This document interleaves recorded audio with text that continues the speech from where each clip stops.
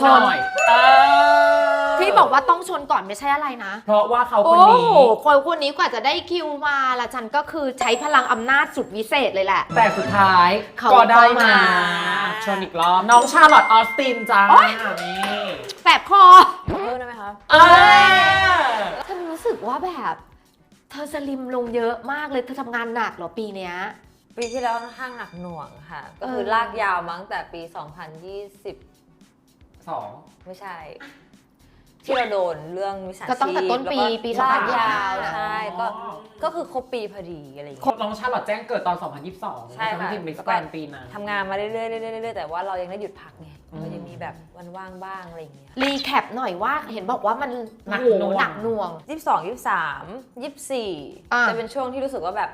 เรียนรู้วงการบันเทิงที่แบบว่าอ๋อนี่คือวงการบันเทิงนะ และนี่คือชีวิตจริงด้วยนะแบบไม่ใช่ว่าคือเราเพิ่งเลิกเขาเรียกว่าอะไรดีเพิ่งเรียนจบแล้วก็เข้ามาทำงานเลยอะไรเงี้ยก็เลยแบบเพิ่งรู้ว่าโอเคชีวิตมันเป็นยังไงแล้วก็คนเป็นยังไงด้วยได้เจอหลากหลายคนหลากหลายรูปแบบก็เลยว้าวซ่าเลยอะโลกนี้โลกดี โลกนี้มันไม่ใจดีนะคะ อุ้ยชอบคำดีชอบคำแล้วเป็นคำพูดจากน้องชาร์ลอตที่บอกโลกนี้ไม่ใจดี โลกนี้ไม่ใจดีแต่ว่าเราสามารถใจดีได้ไงถ้าเรามีคนใจดีเยอะๆโลกก็อาจจะใจดีได้ ทำไมเราถึงว่า3 ปีที่ทุกคนรู้สึกว่ามันเป็นปีของเธอมันเป็นปีที่แบบที่สุดแล้วแต่ทำไมรู้สึกว่า โลกใจร้าย โลกใจร้าย มันมีหลายเหตุการณ์หลายอย่างมากที่แบบว่าเฮ้ยทำไมเราถึงเราถึงต้องโดนขนาดนี้เรายังไม่ได้ทำอะไรเลยที่แบบมันเป็นเรื่องต้องโดนเลยเหรออะไรอย่างเงี้ยค่ะด้วยความที่ ตอนนั้นเราไม่ได้ตั้งตัวว่า ใช่ เราจะแสงจะส่องมาเราเยอะขนาดนี้ ไม่คิดว่าเป็นดาราทุกวันนี้ก็คือแบบเดินก่อนหน้านี้เดินไปข้างนอกคือแบบว่าก็ฉันก็คนปกตินะอะไรอย่างเงี้ยฉันไม่ใช่ดาราอะไรอย่างเงี้ยเวลาคนมาขอถ่ายรูปก็จะแบบยังไม่ชินเพราะรู้สึกว่าอ๋อได้ค่ะอย่างเงี้ย แล้วจุดเริ่มต้นที่ประกวดคือ มาริมา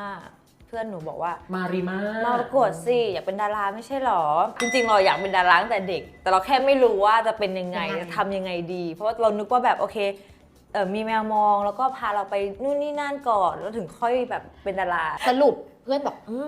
ไปเวทีนี้ ใช่เพราะว่ามันมีตำแหน่ง rising star ที่แบบว่าสามารถเซ็นเข้าช่องได้เลยที่เรารู้สึกว่ามันก็เหมือนก็คือเหมือนทางลัดอะไรเงี้ยก็เลยไม่ได้คิดอะไรมากก็เลยมาประกวดเพื่อจะเอาตำแหน่งนั้นเพราะรู้สึกว่าตัวเองก็สวยที่จะแบบเป็นดาราได้อยู่ พอมาปี 2022ทำไม rising star มันแปลกๆ ยังไงอะ เป็น rising star หมอลำได้ยังไงอะไรอย่างเงี้ยซึ่งพอเข้ามาปุ๊บเป็น rising star หมอลำหนูช็อกเลยอ้าวแล้วดารากูล่ะซึ่งหนูร้องเพลงไม่ได้1ร้องเพลงไม่ได้2หมอลำยิ่งไม่ได้ใหญ่เลยก็เลยบอกโอเคไม่เป็นไรงั้นก็ถือว่าเข้ามาในกองแล้วก็ทำไปเต็มที่แล้วก็เหมือนไปเข้าค่ายกับเพื่อนอะไรเงี้ยก็เลยแฮปปี้ ซึ่งเป็นปีเดียวกับพี่อิง ใช่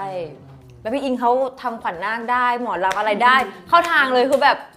เพียบไปเลยหนูก็เลยแบบ ปีของเขาอะ เลือกชีว่าชีจะต้องมงนะในวันในห้องดำในขณะที่แบบหลายๆคนไม่ได้มองชีเป็นตัวคนมงอะไรเงี้ย แล้วสุดท้ายพอประกาศเขามงส่วนเรา แต่ตอนนั้นอะคือไฮดี้กับพี่ฟ้าจับมือกันไงซึ่งมันคือคนที่เราเลือกก็คือพี่ฟ้ามงและเพื่อนเราไฮดี้คือณเวลานั้นอะโหใครก็ได้แต่แบบโอ๊ยไม่ใครก็ได้แต่มันก็ทำอะไรแบบเขาเก่งทั้งคู่ ขายไม่ออกก็แต่ว่าก็ทั้งคู่ได้เลยได้ไหมอะไรอย่างเงี้ยแต่คือก็โอเคสุดท้ายพี่ฟ้าก็ได้ไปส่วนของเรา ส่วนของเราก็ไม่คิดว่าจะได้ไม่ได้เข้ามาใน10ด้วยแต่แรกอะเพราะว่า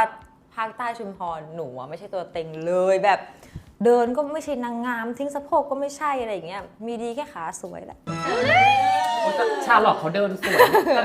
พี่ว่าน้องเดินแบบนางแบบสวยมาก ใช่หนูรู้สึกว่านางงามด้วยความที่พอเป็นนางงามเนี่ยมันต้องเป็นอกเอวโพก มี ซึ่ง จรดจริต เราเป็นคนแบบตัวเล็กอะเป็นคน ตรงๆ ใช่ก็เลยโอเคเรามีเอวและเรามีขาที่ยาวส่วนสูงได้อยู่ แต่ถ้าจะให้ไปทิ้งสะโพกเนี่ยเหมือนจะยังไม่ได้เพราะว่าลองแล้วมันไม่ได้จริงๆอะเขาทำยังไงไม่รู้หรือว่าหนูไม่มีสะโพกก็ไม่รู้ก็เลยโอเคไม่เป็นไรก็เดินเท่าที่แบบใส่แรงๆไปก่อนอะไรอย่างเงี้ย แต่สุดท้าย ก็ใช้เสน่ห์ในการ แล้วก็ได้มาคือ แค่ท็อปอะไรนะท็อป10ฉันก็แฮปปี้แล้ว โย แฟนคลับ FC เยอะมาก ใช่ ซึ่งมันเริ่มต้นตั้งแต่ตอนนั้นเลยถูกไหม หนูไม่คิดเลยว่าจะเยอะเพิ่มขึ้นอาจจะมีลดลงเพิ่มขึ้นสลับกันไป แต่ไม่คิดว่ามันจะแข็งแรงแบบมาถึงปีที่4อ่ะ ใช่ แม่คือแบบ ไม่แผ่วเลย แล้วมองผลงานหนูอะก็คือมีแค่กับพี่ฟ้าที่แบบผลงานปีละเรื่องอะไรอย่างเงี้ยแล้วมันไม่ได้มีอะไรที่ ให้ติดตามตลอดเวลาแต่อาจจะตรงที่ว่าด้วยความที่พอเริ่มมาจากนางงามอ่ะเราเป็นคนที่เหมือนเข้าถึงง่ายเราไลฟ์สดหรือว่าเราไปที่ไหนก็แล้วแต่คนจะรู้ว่าเราไม่ได้แบบว่าเอื้อมไม่ถึงหรืออะไรใดๆอะไรอย่างเงี้ยคือเจอได้ทุกที่ถ้าออกไปข้างนอกนี่มนต์รักลูกทุ่งด้วยนะ มนต์รักลูกทุ่ง นี่ตอนนั้นที่มาโปรโมทใช่ไหมมนต์รักลูกทุ่ง ก็เรื่องแรกเลยล่ะ แรกเลยแหละ มาแบบว่า แต่ได้ มนต์รักลูกทุ่งฝรั่งจ๋าเลย มันก็ดูแบบมันมาสมูทมาตลอด แล้วทำไมมาติดขัดเอาปี 2025 ที่บอกว่าเริ่มแล้วแหละ หรือจะเบญจเพศป่ะ หรออายุ ใช่ไหม 25พอดี ใช่ค่ะกำลังจะ 26 คือก่อนที่อายุจะเปลี่ยนเป็น 26 อ่ะ พออายุ 25 เนี่ยโดนมิจฉาชีพก่อน ซึ่งโดนในเดือนเกิดตัวเอง แค่ยังไม่ถึงวันเกิด โดนไป4 ล้าน เราก็เลยแบบว่า ซึมเลยอ่ะ ใช่ชาดูแบบแพนิคชาดูแบบไปไม่เป็นอ่ะ หนูดูหลงทางอ่ะหนูดูล่องลอยมากอ่ะใน ซึ่งจ ปี ริง นั้น ๆอ่ะแพนิคอ่ะเราเป็นอยู่แล้ว ใช่ แต่แค่ไม่ได้ ไปหาหมอค่ะแบบหยุดยาเอง ซึ่งไม่ควรทำหยุดยาเองไปประมาณแบบปีกว่าๆเพราะรู้สึกว่าฉันสามารถต่อสู้กับโลกภายนอกได้ หารู้ไหมมันมีอะไรที่มันหนักกว่านี้อีกเรื่อยๆเรื่อยๆก็เลยแบบว่า เริ่มต้นปีแพนิคกำเริบทันทีเพราะเริ่มต้นปีจาก4 ล้าน ใช่ เราเคยคิดว่ามันจะเป็นเราเพราะข่าวมันมีมาตลอด ใช่แต่ไม่เคยคิดว่ามันจะมาในรูปแบบนี้แล้วเป็นเราแล้ว เงินก้อนใหญ่ด้วย ณเวลานั้นอะทำบ้านอยู่มีเงินอยู่ในบัญชีที่พร้อมจะทำบ้านเนี่ย ซึ่งอัน 6 เนี้ย ล้าน แพทย์ว่าพี่ว่าชาน่าจะโดนคอมเมนต์หรือโดนถามอันนี้เยอะมากว่า ชาข่าวมันเยอะมาก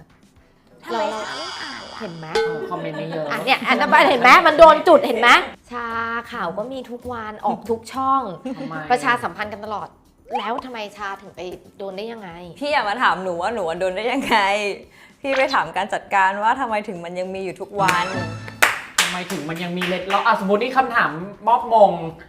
ทำไมถึงยังมีอยู่ เพราะว่าหลังจากที่ข่าวหนูออกไปเนี่ย คนก็คิดว่าโอเคมันพอมันแผ่วงกว้างมันต้องซาลงคนต้องไม่ได้โดนเยอะ 2 วันผ่านไป ยังมีโดนอยู่ คุณยายกับหลานโดนไป1 ล้านกว่าบาทหรือ2 ล้านกว่าบาท เราก็เลยแบบเห็นไหมขนาด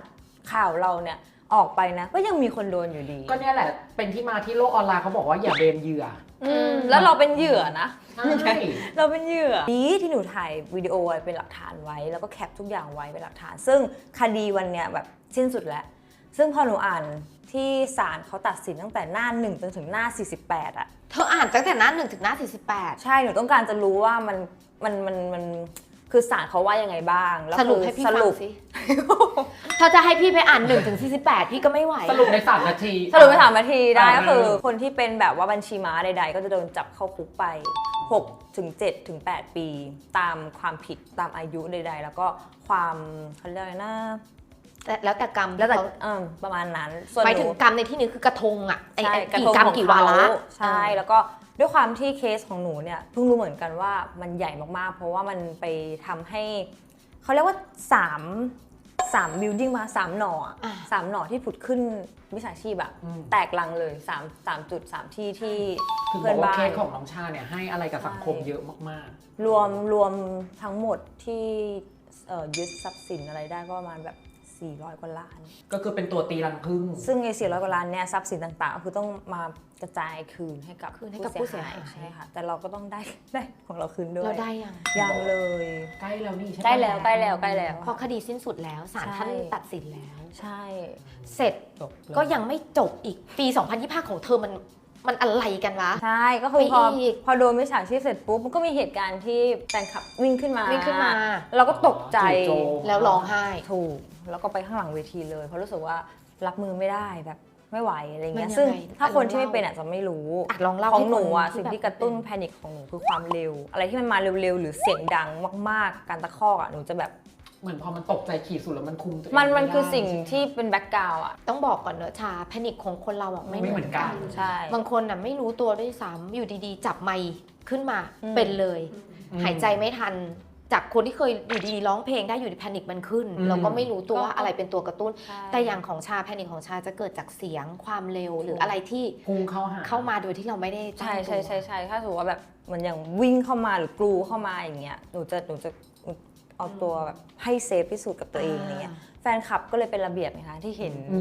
เห็นในคลิปหลาย ๆ คลิปแฟนคลับจะไม่วิ่งกรูจะไม่ เป็น ลง ระเบียบ ใช่ ที่ไต้หวันก็เป็นระเบียบนะ ไม่มีใครเกินลายเกินเส้น ใช่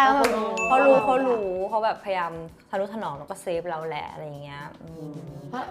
อันนี้ถ้าเกิดเชื่อมโยงกับข่าวที่พี่เพิ่งดูหนูไปสัมภาษณ์รายการที่ผ่านมาอย่างที่หนูเคยไปออกรายการแล้วบอกว่าหนูเติบโตมาในครอบครัวที่ใช้ความรุนแรง ใช่ อันนี้มันมีความเชื่อมโยงมัน พ เกี่ยว อ กับ ย้อนกลับไป โรคที่ คิด เป็นหม หนูก็คิดว่าด้วยความที่พอตอนเด็กเจอทั้งเสียงดังเจอทั้งทำร้ายร่างกายเจอทั้งแบบหลายๆอย่างที่มันกระทบจิตใจตั้งแต่เด็กๆเนี่ยมันอาจจะฝังอยู่ข้างในแล้วทำให้เราเป็นแพนิคซึ่งไอ้จุดเนี้ยหนูเพิ่งนึกได้ตอนที่ทางรายการเขาถามว่าตอนเด็กๆเป็นยังไงครอบครัวพ่อแม่อยู่ด้วยกันไหมนี่นั่นเราก็เลยย้อนไปว่าอ๋อกับแม่เป็นแบบนี้กับคุณพ่อเจอแบบนี้รู้แล้วว่าทำไมเราถึงมีอะไรที่มันอยู่ในใจแบบก้อนที่มันทำให้เราไม่สามารถ กระเทาะมันออกมา แต่เราแค่เก็บมันไว้ ใช่ แต่พอมันโดนจุดมันก็ระเบิดออกมา ใช่ค่ะแล้วพอเข้าวงการแล้วมันยิ่งเจอคอมเมนต์นู่นนั่นเพราะเราไม่เคยเป็นดาราไงก็เสพสิคนพูดอะไรถึงเราบ้างนะโอ้โอเคไม่เสพดีกว่า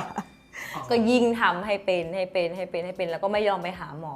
หยุดยาเอง ใช่หยุดยาเองอีกพอเจอ4 ล้านปุ๊บไปเกือบปีเพิ่งจะได้ไปหาหมอก็เลยบอกว่าโอ้โหแบบไม่ได้นะหนูต้องอย่างนั้นอย่างนี้ใช่ค่ะแต่หนูก็บอกหมอนะว่าคุณหมอคะหนูไม่อยากกินยาแบบตลอดชีวิตนะมันมีวิธีอื่นไหมอะไรอย่างเงี้ยเขามีค่ะจิตบำบัดใช่ก็ลดยาไปเรื่อยๆแล้วก็ใช้การผู้นักจิตบำบัดเข้ามาช่วยอะไรอย่างเงี้ยค่ะ ณตอนนี้ที่เราอัดกันคือสิ้นปี ใช่ หมดหรือยัง คิดว่าหมดแล้วแหละไม่น่าจะมีอะไรที่ไม่ดีแล้ว เนอะ เพราะว่าหลาย ๆ อย่างมันเริ่มคลี่คลายลงแบบเยอะมากๆอะไรเงี้ยอุ้ยแต่ต้องบอกก่อนว่าที่คดีสิ้นสุดเนี่ยอาจจะไม่รู้ เพราะว่าต้นปีเนี่ยเราไปไต้หวันมากับพี่อิงเป็นแฟนมีตแล้วก็ท้ายปีเราได้ไปอีกครั้งนึงก็คือเนี่ยช่วงที่ผ่านมาใช่1 อาทิตย์ก่อนหน้าที่จะบินเนี่ยทนายส่งมาว่าคดีสิ้นสุดแล้วเราจำได้ว่าเราเคยไปบอกเทพว่าขอ วัดอะไร วัดที่ดังๆวัดหลงซานอ่ะ หลงซานที่เขาขอความรักกันปะหรือเปล่า ใช่แต่หนูไป โจทย์หลงซาน แต่หนูแค่บอกไปบอกท่านเฉยๆว่าขอคดี ณตอนนี้หนูมีเรื่องแบบขุ่นเคืองในใจมีเรื่องนี้ก็คือบอกท่านไปอะไรอย่างเงี้ยถึงแม้ว่าไม่ได้เงินคืนเต็มจำนวนครึ่งหนึ่งก็ยังดี เพราะว่าคุณบอกว่าคุณแบบไอ้นี่ไว้อะไรเงี้ยเราก็เลยคิดว่าไปบอกท่านซะหน่อยละกันว่าโอเคสิ้นสุดแล้วนะแล้วก็โชว์48 หน้าอย่างเงี้ย ก็คือเหมือนไปฟิลต้องอาจจะต้องกลับไปแก้หน่อย ไม่เขาไปแก้มาแล้ว เรียบร้อยแล้วค่ะเรียบร้ ไป อย คุยกับท่านแล้วว่าขอบคุ คุ ณ ย มา แล้ว ก และไม่จบแค่หนูคนเดียวนะ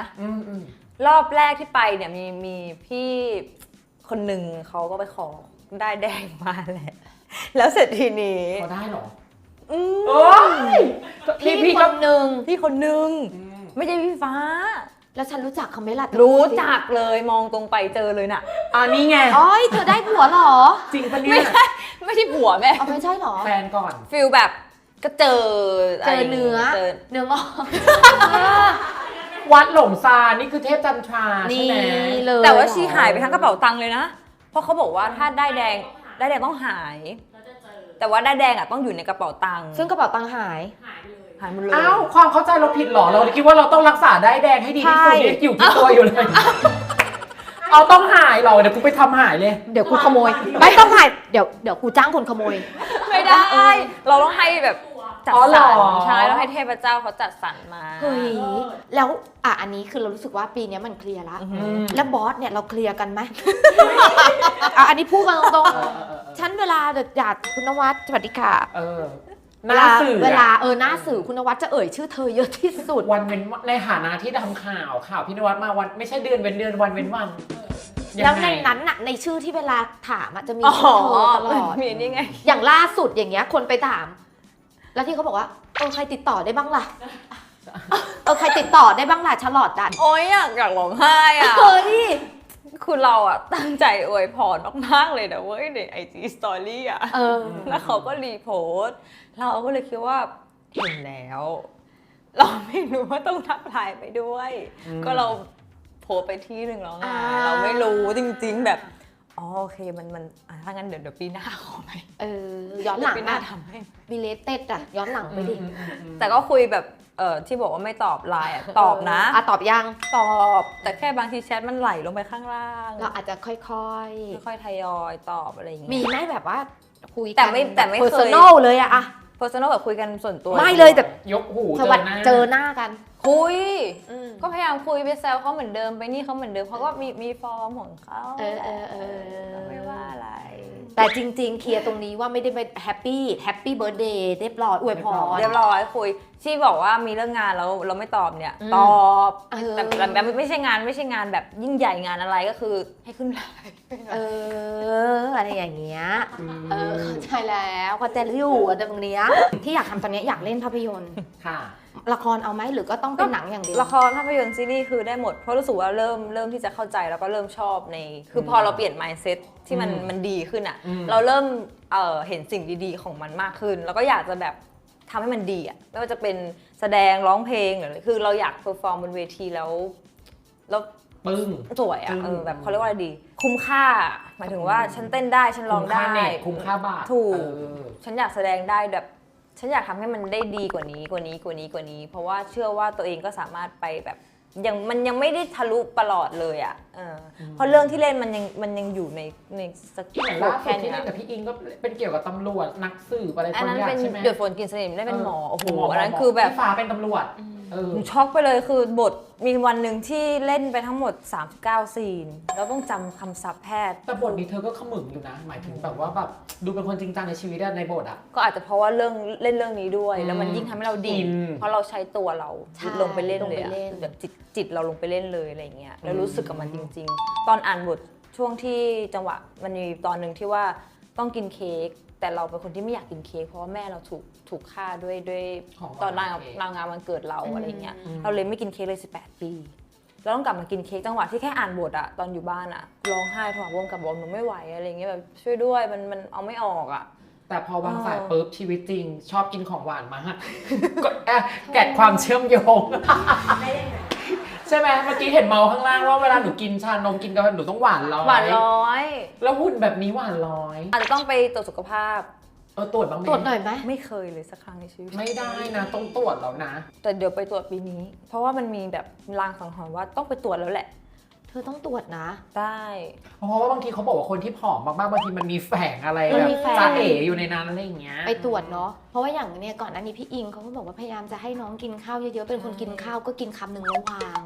แล้วพี่อิงต้องคอยบอกว่ากินให้หมดกินให้หมด ป้อนได้ป้อนแล้ว ทำไมอ่ะมันไม่อยากกินเหรอแล้วพี่อิงเวลาเขาบังคับเขาจะพูดกับเรายังไงเพื่อให้เรากินได้เยอะ น้องกินให้หมดเนี่ยผอมหน้ามันยุ่งหมดแล้วอะไรอย่างเงี้ยก็จะอาจจะเป็นฟีลแบบบอกเราแอบดุเล็กน้อยแหละในความรู้สึกอย่างเงี้ยแต่เขาก็อยากให้เราแบบ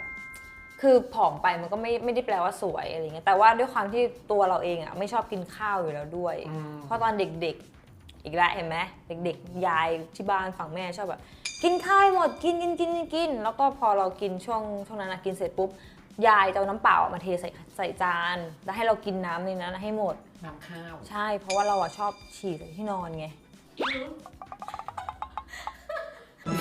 มันเป็นเคล็ดการแก้ของคนโบราณเหรอ กินน้ำข้าวจะทำให้ไม่ฉี่รถที่นอน เราก็เลยเกลียดการกินข้าวมากแบบ โดยเฉพาะข้าวต้มด้วยไหมเดี๋ยวนี้ ข้าวต้ม มัน ต้องแบบ ส่งผล เอาน้ำออก อี หม นี่ ด เลยนะ ตอนนี้คนเป็น ทำไม พ่อ อะ เป็นแม่เนี่ย mental ที่มันจะส่งผลต่อเด็กนะ บางสิ่งเล็กๆมันอาจจะเป็นทรามาได้ แต่ก็ไม่ได้หมายความว่าเป็นทุกคนนะ บางคนก็อาจจะแบบแต่เขาไม่ได้อธิ ย บายใช่ไหม เขาก็บอกว่าก็กินเยอะๆอะไรเงี้ยแต่คือเราไม่ชอบกินข้าวเพราะว่า ต ต อ อน น แต่เด็กเลย ตอนใช่ค่ะตอนอยู่กับพ่ออ่ะเรากินแต่แบบเบอร์เกอร์สปาเกตตี้ขนม ก็ อะไรเงี้ย ฝรั่ง ฟิลฝรั่งแต่ฟิลคนไทยคือแบบข้าวเช้าเที่ยงเย็นมาหรอกแกงส้ม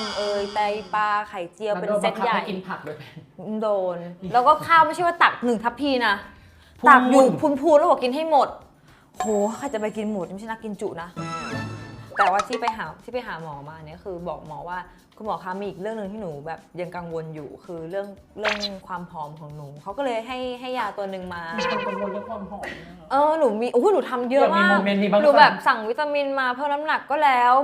บอกว่าพี่หนูผอมต้องกินอะไรเขาก็แนะนำวิตามินมาก็กินแล้วไปหาหมอมารอบนี้รู้สึกว่าได้ผลละเพราะว่าช่วยให้หิวแบบกินหมดอ่ะกินข้าวหมดจานอะไรเงี้ยแล้วคนที่อยู่รอบๆก็แบบว่าอุ้ยกินข้าวหมดจานแล้วเหรอซึ่งเราคิดว่ามันน่าตกใจตรงไหนวะอ๋อแต่ทุกคนตกใจว่าแบบกินหมดจานแล้วแบบกินเยอะด้วยคือกินข้าวเสร็จปุ๊บหยิบขนมมากินต่อ เอาชานมหวานร้อยมากินต่อ หวานร้อย หยิบอันนี้มากินต่อคือมันกินได้อีกอะไรอย่างเงี้ยเลยรู้สึกว่ามันเริ่มที่จะแบบเพิ่มจาก 47 ตอนกลับมาจากยุโรปตอนนี้ 49 แหละกำลังจะเพิ่มขึ้นไปเรื่อยๆ บอก47 สวยเลยกำลังสวย ไม่เขาสูง 170 173 173 47 เนี่ย ผอมมากนะ ถ้าตำรวจเจอขอตรวจเยี่ยวนะ ทุบมัน มัน ทุบ ตอน แต่ ฟิ น้ ว อง ลอยแล้ว ก็ มัน จริง มันฟิวลอยแล้วว่า แต่น้อง ฝากเลยตอนนี้ติดตามคุณโปรเจกต์ต่างๆ คุณฝากเลยเดี๋ยวผมจะไปติดตาม ฝากนาทีร้อยเล่ห์ด้วยนะคะ รับบทเป็นชลดานะคะ เล่นคู่กับพี่อิงฟ้าก็จริง ๆ มันคือดินน้ำลมไฟบ้านเราเนี่ยเป็นบ้านที่ 2 ก็ฝากทุกคนเป็นกำลังใจให้กับทุกบ้านด้วยนะคะ แล้วก็อย่าลืมให้กำลังใจนาทีร้อยเล่ห์เยอะๆนะคะ วันนี้ขอบคุณมากชาสนุก ขอบ มา คุณค่ะ ก อ้อลืม อะไรเธอลืมอีกแล้ว ฝากผู้จัดนะคะถ้าสนใจ ชาลอตอยากเล่นภาพยนตร์อยากเล่นบทบูบทร้ายเล่นเป็นผีก็ได้ หนูชอบมากเวลาตัวเองเปื้อนแบบเขาเรียกเอฟเฟกต์เนาะที่ โอ้ มัน เลื เป็น อด ถูก เออ ชอบมากเปียกๆเลือดๆเนี่ยชอบ เอาว่าบทแรงๆจัดให้ชาลอตไม่คิดลุกเลยเนาะหมายถึง ไม่ บทอะไรก็ได้เลย ลุยหรือแบบใช้พลังหรือแบบหนูอยากปี๊ดอ่ะเข้าใจปะ อยากกรี๊ดใน อยา บ ก ท แบบมึงเป็นอะไรออกมา อะไรนะ อะไรอย่างเงี้ย ต้องไม่กินยาเวลาถ่ายละครนะลูกเดี๋ยวไม่ลุกเดี๋ยวเอางี้ AR งี้นะถ้าเกิดวันไหนที่ต้องมีบทอะไรอย่างเงี้ยลองเตรียมหินพิซซ่าให้เขาดู วิกินเทรนนะเนี่ย ลองเอาหินพิซซ่ามา เดี๋ยวก็โดน ชาวเน็ตงงถึงจัดเลย เฮ้ยเขารู้ หิน หมด มี แล้ว ความสุข เออ ทำให้เรามีความสุข พลังงานหิน พลังงานบวก พลังงานที่ดี วันนี้ขอบคุณมาก ขอบคุณค่ะ ไปชน มา หมดแก้วหมด